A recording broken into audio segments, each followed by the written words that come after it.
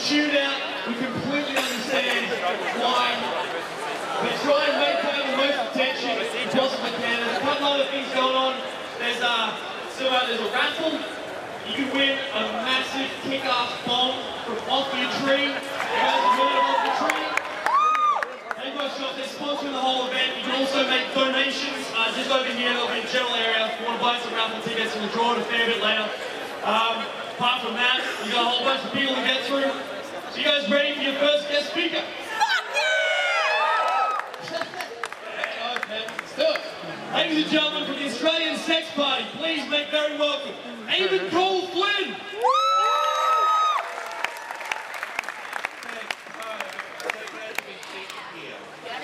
When I got an email about helping to organise this thing a few months ago, I was completely rapt to be able to speak at such an amazing protest. It's an issue that I do not believe anyone speaks about anymore. And to have so many people show up here to smoke weed in public is a fucking amazing thing. Clearly the fact that the police have not come and arrested you show they are just as fed up with this law as you are. Like, shouldn't they be out stopping murderers and rapists instead of stopping you for growing a plant? Now, something that everyone always says is, well, people can get it anyway, what would the benefits of legalisation be? But the big thing is a lot of people who have a hard time getting jobs are amazing growers. If we could sell it legally, in California, where it's only legal for medical reasons, it produces over $4 billion a year in income for people. Like, we could have get off the dole, grow pot. I also just realised I should point out that we are selling raffle tickets for $1 each. The prize isn't a bomb. We've got 4 gift vouchers to Off Your Tree. There was a slight change at the last minute. But it really is a big issue that I'm glad we're all here. The other thing I want to point out is hemp. It doesn't have any THC in it, but it's still illegal, and it is completely carbon neutral. It drains more carbon than any other plant in the world. Exactly. And see, if we had that, we wouldn't even need the carbon tax. There should be a hemp rebate.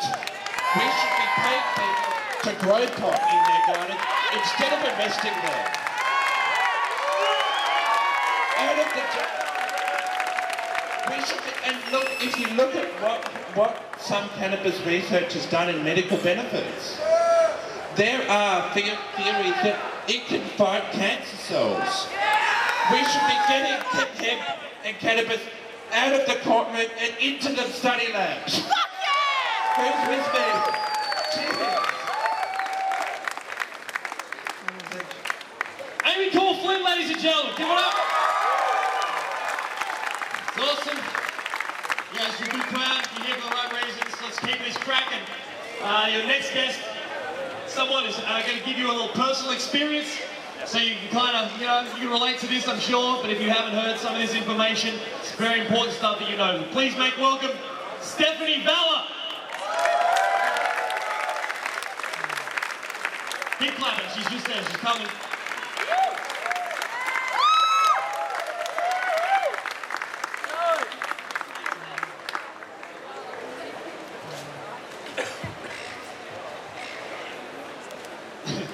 Ladies and gentlemen, one more time. Wait till she's ready. Wait till she's ready. You guys know? Yes, it's good. It's a good crowd. I guess I've got to pad out. An idea. I reckon the police don't want marijuana legalised in Australia because they realise we're all going to drive at about 45 k's an hour and they'll lose all their revenue from speeding fines. The only chance, if we're all driving 45 k's an hour, the only chance they'll get us is in a school zone, but none of us ever, we never drive through school zones, we only walk through them. That's where we get the best pot. Am I right? Alright, Steph, you ready? Yeah, ladies and gentlemen, Stephanie Valor.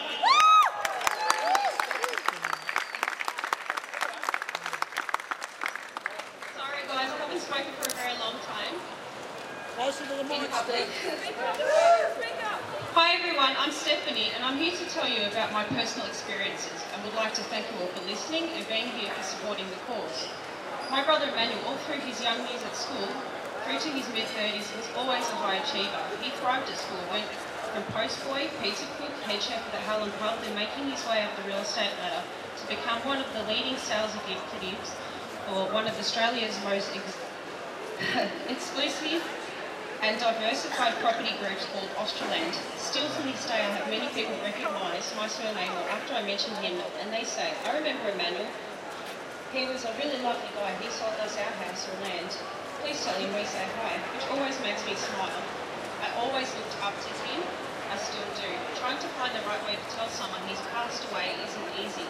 Then there's the questions, how and why. Everybody knows somebody like my brother. That person, the one who is always on top of life in every way. You may even envy this person because they seem always happy and successful in life. Always giving to their friends and family, the inspiring kind. That you sometimes wish you could be more like. That was my late brother Emmanuel. He was that kind of guy. You know that person who walks into a room and you instantly notice them? He had that special presence about him. That would find you and him having a long, great chat and exchanging numbers by the end of the night with plans to catch up. Both of us feeling as if we had known each other forever. All I can say when asked how and why is a simplified version, which is he suffered depression for a very long time, even though he is the last person you would imagine could become that depressed. And they realised in that sentence alone that he'd taken his own life. Of course, this shocks anyone who knew or had met him. His successful and seemingly happy life was in fact often hampered with my pain. Being a child with severe scoliosis, which led through to adulthood, created not just physical but emotional pain. Being an educated person made the wise choice of eating well, exercising, and using marijuana as his antidepressant and painkiller, not the prescribed kind, which had side effects, which would affect him personally and professionally. The kind you can't just quit cold turkey. As we know, these prescribed drugs are fed and have many side effects and are extremely addictive. Marijuana, however, will not give you that awful calm-down effect like drugs do and is not addictive. I myself have used marijuana as a painkiller, antidepressant and of recent also for panic attacks. I've suffered from an early age with a severe endometriosis. I used marijuana instead of strong addictive drugs as a painkiller while I had it for the depression of not being able to work or function with chronic pain. I also couldn't even sleep from the pain. After the surgery to have it removed, it was my painkiller of choice. I did not curl up into a ball in hospital because I had no weed to smoke. It is not addictive. A few years later, at 7 months pregnant, I was involved in a major car accident where my car ended up under a semi-trailer. Thankfully, my beautiful daughter is still with us today and happy.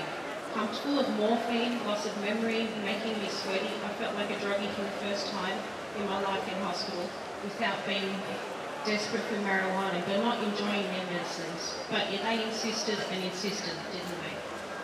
When my daughter became only 8 months old, my brother committed suicide.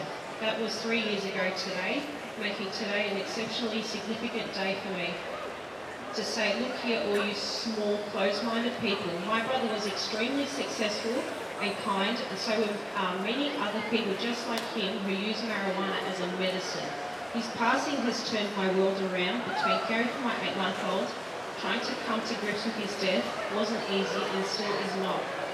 And finding out that he had such depression that he started trying a prescribed antidepressant which causes some to commit suicide as stated in the enclosed leaflet that most don't read.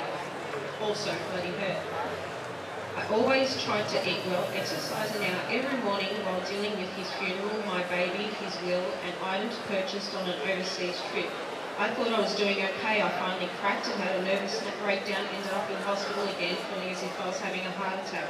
I was sent home later that night with a prescription for antidepressants and anxiety pills. Of course, silly me, started to take them in desperation. Now I'm stuck on these pills till they say it's safe to start weaning me off. They affect me in so many ways. The ringing in my ears, lack of motivation and loss of memory aren't funny to me. In fact, sounds like a stereotype they like to give people like me and you and my late brother because we prefer a natural medicine. Julia Gillard, it's inhumane to feed us these poisons while we feed money into the big pharmaceutical companies who are keeping a natural remedy from us. Not just for the medical benefits I've spoken about, but for many other chronic diseases and medical problems. We are patients, not criminals. My late brother was a user, a successful man, as am I a user, and has never affected our lives in a negative way. We have done the research for you, Julia.